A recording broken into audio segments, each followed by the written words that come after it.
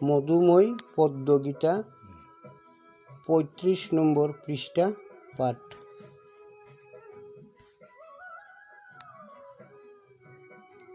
দুষ্টের দমন আর শিষ্টের পালনে, ধর্ম সংস্থাপন আমি করিবার তরে।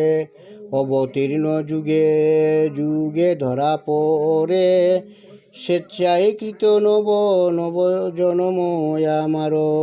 আলৌকিক কর্ম মূর যেনু এই প্রকার, হে অর্জুন যথাযথ জানেন যে জন।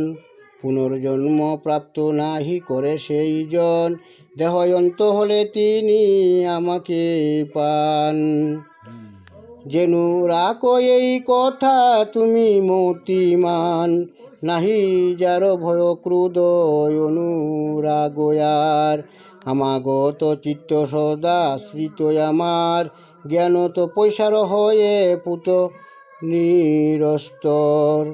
আমার স্বরূপ তিনি লোভে সত্তর, যেভাবে যে করে পার্থ আমার সাধন।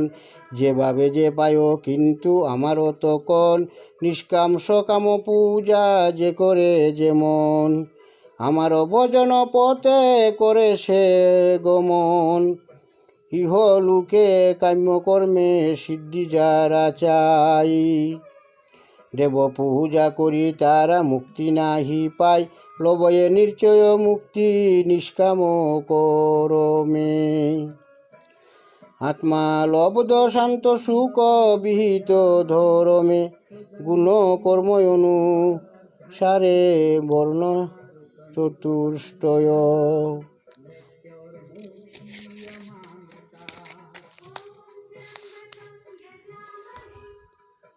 করেছিল সৃজন আমি উহে ধনঞ্জয়, সকলের সৃষ্টিকর্তা জানিও নির্জয়।